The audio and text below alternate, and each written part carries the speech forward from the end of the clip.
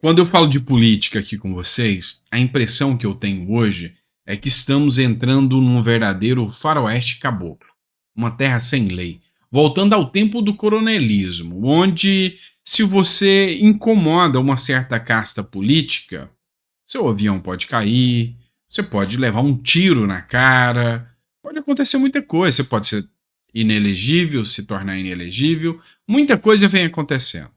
A gente noticiou, há poucos dias atrás, um vereador que esfaqueou um jornalista que estava fazendo denúncias contra o vereador do PT. A mídia não deu muita atenção para isso. Essa semana agora, no início da semana, eu anunciei para vocês que houve uma tentativa de assassinato de um candidato à reeleição aqui no estado de São Paulo. E agora, mais uma notícia trágica nesse sentido. Essa é a matéria do Metrópolis. Jornalista e pré-candidato a prefeito é morto a tiros no Guarujá. Pois é. Meu amigo, se você está despontando, tem chance de se tornar prefeito, vereador, talvez, em vez de um plenário, o seu lugar possa acabar sendo o caixão. E isso é preocupante demais. Que democracia é essa? O jornalista Tiago Rodrigues, que tem só 34 anos, jovem, foi morto a tiros por um homem em uma bicicleta na madrugada da quinta-feira, lá no Guarujá, aqui do litoral de São Paulo. Ele participava de uma confraternização no distrito de Vicente de Carvalho, quando foi chamado para ir até a rua e lá ele foi alvejado. O suspeito simplesmente montou na bicicleta e fugiu. O Tiago Rodrigues é filiado ao partido Rede Sustentabilidade. Havia anunciado há cerca de um mês que pretendia disputar a prefeitura de Guarujá. Apelidado de repórter do povo, ele ficou conhecido nas redes sociais por fazer denúncias contra a administração municipal. Segundo o registro de ocorrência, o incidente ocorreu na rua Caraguatatuba, por volta das 00h20. Após ser alvejado, o jornalista tentou correr em direção à rua Solemar, mas caiu no caminho e perdeu a vida. Pois é, sabe, isso não é normal numa democracia. Um cara que faz denúncias contra políticos, a suspeita que total por parte da polícia, a linha de investigação, é queima de arquivo político. E aí, enfim, a gente tem que ficar de olhos bem abertos, porque uma democracia que permite que candidatos sejam mortos está com problemas. Vamos lá. Outra matéria que eu quero trazer para vocês, matéria do G1, foi publicada pelo Marcos Rogério, senador. Após derrubada de vetos, o Congresso promulga o marco temporal e a desoneração da folha. Isso aqui foram duas derrotas gigantescas para o Lula e a briga continua contra o STF. Olha só o que o Marcos Rogério escreveu aqui. Vitória do Brasil e dos brasileiros. Assim como o marco temporal, o governo Lula vetou integralmente a desoneração da folha, uma proposta que deve estimular a economia e a geração de novos empregos. O Congresso agiu rápido e derrubou os vetos das duas propostas. E agora esses vetos foram promulgados, ou seja, é lei. E a oposição segue firme na defesa do Brasil. O que é isso? O marco temporal já expliquei para vocês e a desoneração da folha também. Então, se você quiser maiores explicações sobre o que é, não vou ser prolixo e ficar repetindo, mas são duas coisas que são muito importantes, o marco temporal e a desoneração da folha. Foi para a mão do Lula. O Lula vetou, falou, não aceito. Tá acontecendo uma briga com o STF e o Senado. E o Lula ficou do lado do STF e falou que não aceitava nem o marco temporal e nem a desoneração, porque o Lula quer mais dinheiro para os cofres públicos. O Congresso veio e derrubou o veto do Lula. Depois que é derrubado o veto, o presidente do Congresso ele promulga a lei. Assim como o presidente da República ele publica a lei, ele vem e sanciona a lei. Ao sancionar essa lei é publicada, o presidente do Congresso ele promulga, muda o nome, mas o resultado é um só, vira lei. Então, o Lula sofreu uma derrota, e uma derrota grande, junto ao Congresso Nacional. Isso nos faz crer que Lula não tem tanto apoio quanto ele se faz parecer. O apoio de Lula se chama emenda secreta. É isso que faz Lula conseguir ali aprovar coisas que a ele interessa. aprovar indicados por ele, como é o caso do Flávio Dino. E que é um exemplo disso, uma matéria que acabou de sair agora, matéria de Poder 360. Duas matérias no mesmo dia mostrando que Lula não tem tanta força junto ao Congresso. Lula tem menor número de medidas provisórias aprovadas em 23 anos. Ou seja, dentre 23 anos, Lula é o candidato ou o presidente que menos tem influência dentro do Congresso. Ele só conseguiu aprovar algumas pautas grandes porque liberou bilhões de reais.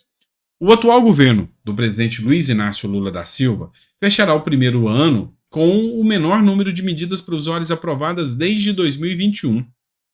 Presta atenção, foram 48 medidas que ele apresentou.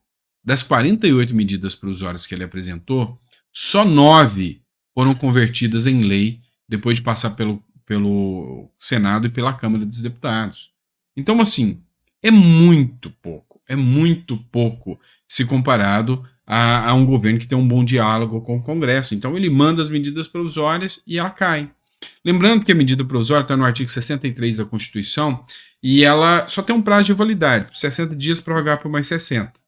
E ela acabou, ou o Congresso fala não vai virar lei, ou ela perde toda a eficácia.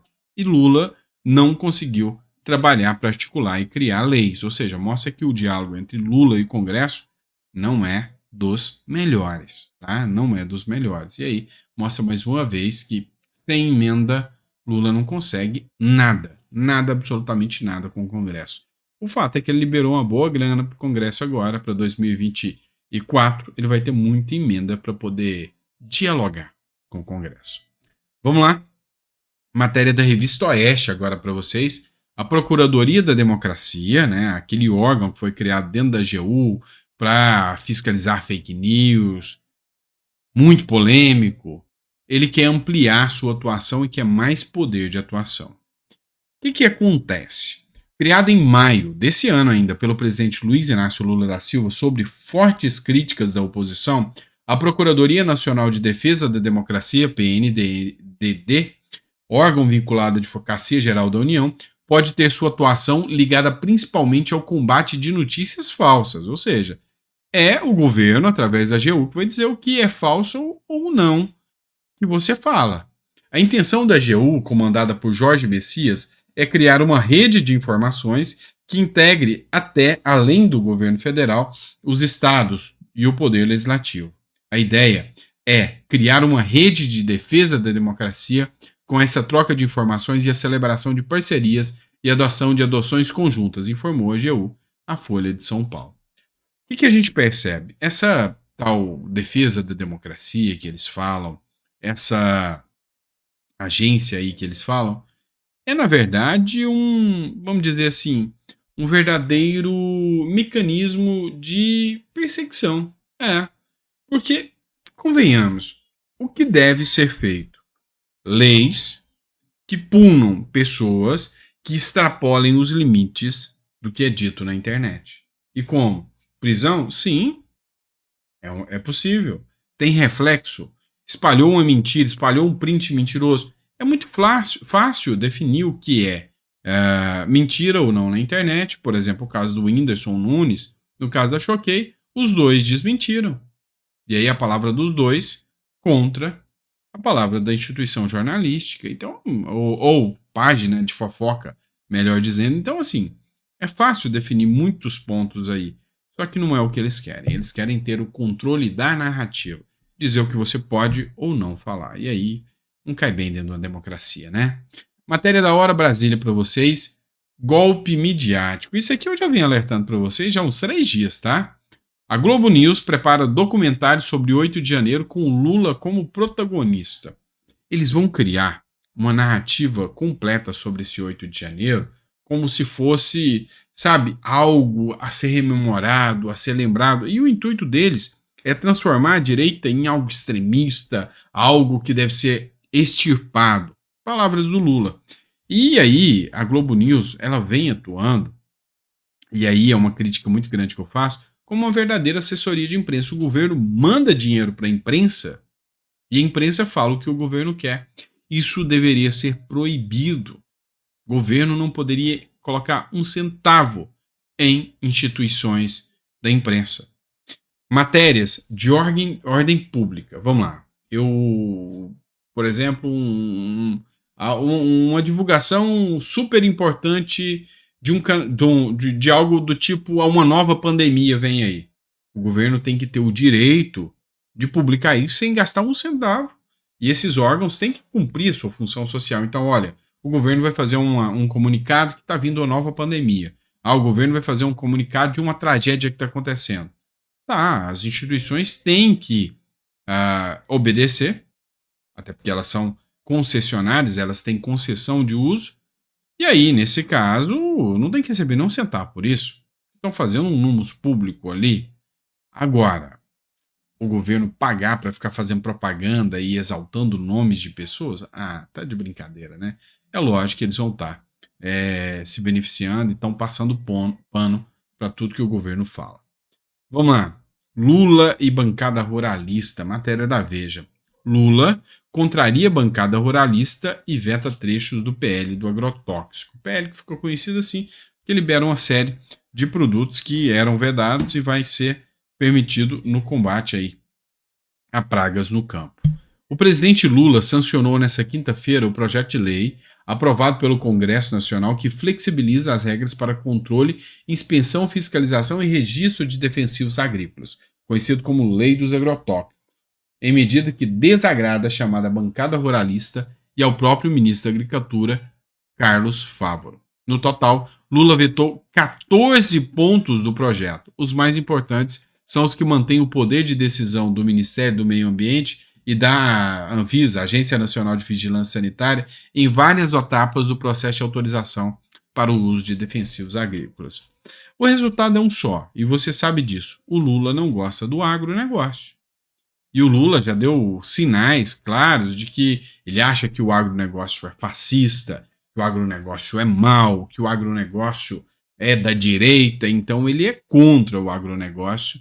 E é lógico que ele não tem o menor pudor de, por exemplo, vetar uma lei do marco temporal.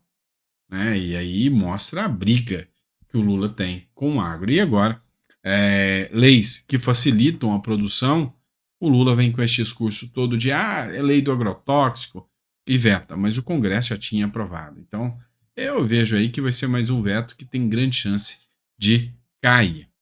Por fim, eu tratei dessa matéria aqui com vocês ontem. Estatais devem fechar o ano com rombo de quase 6 bilhões de reais. O Tesouro pode ter que bancar o déficit. A estimativa da Lei de Diretrizes Orçamentárias permitia saldo negativo de até 3 bilhões, mas o governo atualizou os números. Então vamos resumir. O governo Lula tem estatais. No começo do ano, e eu vou além dessa matéria, essa matéria eu já disse ontem, eu só estou citando ela aqui de novo para complementar a outra. O governo, logo no início do ano, ele tratou de flexibilizar a lei das estatais através de uma liminar, e a culpa dessa liminar ainda está valendo é do Cássio Nunes. Tá? O Cássio Nunes fez o que o governo queria ao pedir vista da liminar, tá? E do processo. E aí, hoje, o Lula ainda está podendo interferir nas estatais com a lei mercadante, aí, né? Com a questão do mercadante. Colocando, sabe, gente ali dentro para político, gente política dentro das estatais. E aí nós fechamos o governo, a gestão Bolsonaro, com 182 bilhões de lucro. Ou seja, foi recorde. Pela primeira vez na história, as estatais deram tanto lucro. Acontece que Lula colocou seus parceiros ali dentro, seus políticos aliados ali dentro, e esse ano nós fechamos com 6 bilhões. Mas por que eu quis chegar até nesse ponto aqui? Por causa dessa empresa que é a Ceitec, ou a empresa do chip do boi. E aí fica nítido aqui que a intenção deles não é fazer as estatais dar lucro, é abrigar a companheirada, mesmo que isso vai derreter o dinheiro do pagador de impostos. Dá uma olhada. O governo Lula quer reativar uma estatal conhecida por dar só prejuízo. E é exatamente isso. O governo do presidente Luiz Inácio Lula da Silva decidiu reativar uma estatal que ficou conhecida pelos prejuízos em série, que casou desde que foi criada em 2008 e por erros comerciais. É a Ceitec, Centro Nacional de Tecnologia Avançada, uma fábrica de semicondutores localizada em Porto Alegre, no Rio Grande do Sul, que era chamada por seus críticos como um apelido jocoso, a fábrica do chip do boi. Presta atenção nesses dados aqui, ó. Nos seus 15 anos de existência, a empresa recebeu cerca de 790 milhões de reais em investimentos públicos. Durante todo esse período, faturou, entrou de grana, só 64 milhões. Quem, em sã consciência, qual empresário do mercado investiria 790 milhões de reais num período de 15 anos, só recuperaria 64 e ia querer manutenção de uma fábrica como essa? O governo. Por que o governo? Porque o governo vai colocar um monte de gente lá dentro e não importa o tamanho do prejuízo. O que importa é abrigar muita gente que vota e que pede voto para o Lula. Afinal, essa é a mentalidade da esquerda. Então, não podemos aceitar isso como algo normal, porque, na verdade, você sabe muito bem que isso pode ter muitos nomes, pode ser muitas coisas, mas uma coisa que não é normal. E aí, na contramão disso, vem o Tarcísio de Freitas e sanciona a lei da reforma administrativa no estado de São Paulo e vai mandar muita gente aí que é ineficiente dentro da máquina pública para a rua. O governador do estado de São Paulo, Tarcísio de Freitas, sancionou o projeto de lei complementar que instituiu a primeira fase da modernização operacional do governo estadual, conhecido como Reforma Administrativa dos Cargos Públicos. A medida já havia sido aprovada pela Assembleia Legislativa do Estado de São Paulo, a LESP, com 60 votos favoráveis e 18 votos contrários. O objetivo da iniciativa, que alcança somente a administração direta e as autarquias, é simplificar a legislação sobre a gestão de pessoas. De acordo com o Estado, isso torna a participação no serviço público mais atrativa. Além disso, a medida deve trazer mais transparência para a gestão pública, uma vez que o novo texto facilita o entendimento de todas as regras. E é isso que é muito importante uma reforma administrativa. Foi feito um decreto há poucos dias atrás pelo Tarcísio, que vai excluir quase 5 mil cargos de confiança aqui no estado de São Paulo, ou seja, vai tirar a maioria. Isso é enxugar a máquina pública, totalmente avesso da visão e da atuação petista, tá bom? Obrigado, pessoal. Fiquem com Deus. Vejo vocês no próximo editorial. Daqui a pouquinho a gente tá de volta. Grande abraço.